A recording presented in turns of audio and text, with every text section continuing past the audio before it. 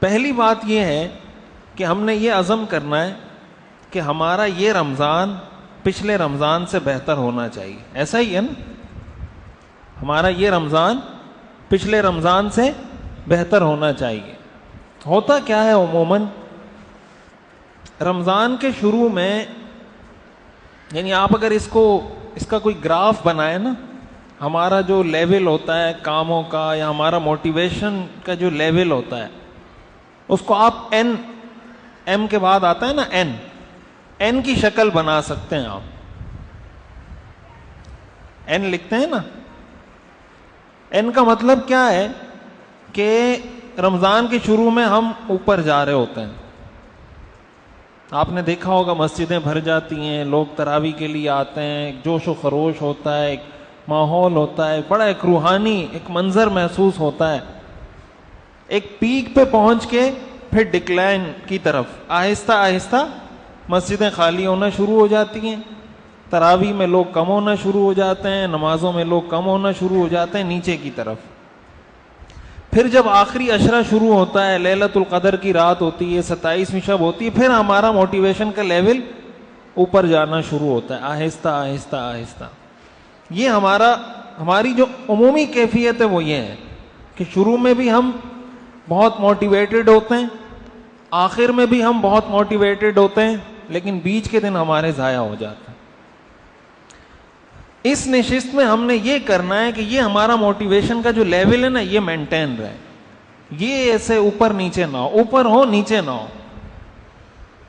اب دیکھیں رمضان میں تقوی حاصل کرنا ہے تو تقوی ایک روحانی چیز ہے، روحانی چیز ہے نا، کوئی فزیکل نظر آنے والی چیز نہیں ہے تقوی. تو جسمانی ایکٹیویٹی ہو، فزیکل ایکٹیویٹی ہو تو اس کی تیاری بھی فزیکل ہوتی ہے، اور روحانی ایکٹیویٹی ہو تو اس کی تیاری بھی روحانی ہوگی. مثال کے طور پر کسی نے کوئی پولیس میں اپلائی کیا ہوا ہے اور اس نے دوڑ لگانی ہے 4 کلومیٹر تک، تو اب وہ اس کی تیاری کرے گا پہلے سے کہ بھائی میں نے کل جا کے ٹرائی دینی ہے، میں نے جا کے کل دوڑ لگانی ہے 4 کلومیٹر 2 کلومیٹر اور اتنے منٹ میں یہ ٹاسک حاصل کرنا ہے. وہ پہلے سے بھاگے گا، دوڑے گا، پریکٹس کرے گا، مشق کرے گا، فزیکل ایکٹیویٹی. تو جب رمضان کا مقصد ایک روحانی چیز کا حصول ہے، اس کی تیاری بھی روحانی طریقے سے ہوگی.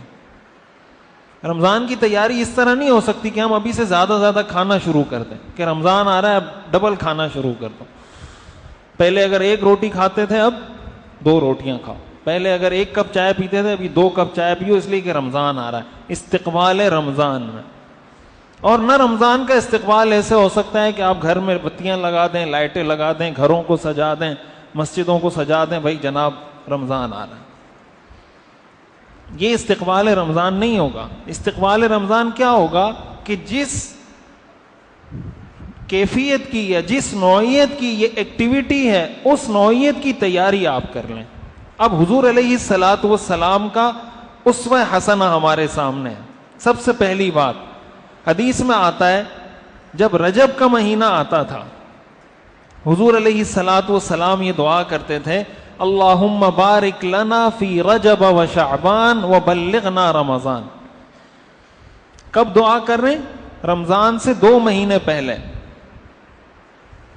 2 مہینے پہلے حضور دعا کر رہے ہیں یا اللہ رجب کے مہینے کو برکت والا بنا اور مجھے رمضان تک پہنچا.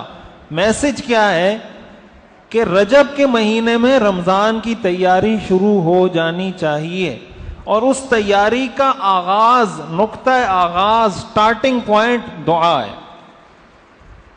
اس کا سٹارٹنگ پوائنٹ کیا ہے؟ دعا. کہ رمضان ہمارا کیسے کامیاب گزرے گا؟ سنت سے کیا معلوم ہوا، حدیث سے کیا معلوم ہوا کہ ہم اللہ سے دعا کریں. اس لیے کہ دعا ساری عبادتوں کا مغز ہے. الدعاء مخ العبادہ، دعا ساری عبادتوں کا مغز ہے. تو سٹارٹ ہم نے لینا ہے دعا سے کہ یا اللہ رمضان کا مہینہ آ رہا ہے، ایک تو مجھے عافیت کے ساتھ رمضان تک پہنچا، اور رمضان تک پہنچانے کی دعا میں یہ بات خود بخود مضمر ہے، پوشیدہ ہے پہنچانے کا کیا مطلب؟ تاکہ میں اس میں عبادت کر سکوں، تاکہ میں اس میں آپ کو راضی کر سکوں، تاکہ رمضان کا جو مقصد ہے وہ میں حاصل کر سکوں، اسی لیے پہنچا۔ یہ دعا کا مقصد کیا ہے؟ تاکہ جو رمضان کا مقصد ہے وہ مجھے حاصل ہو جائے۔ اس کا مطلب اللہ سے یہ دعا کی جائے کہ یا اللہ اس رمضان تک مجھے پہنچا، اور اس رمضان کا جو مقصد ہے وہ مقصد مجھے عطا فرما۔ دوسرے نمبر پر جیسے میں نے بتایا کہ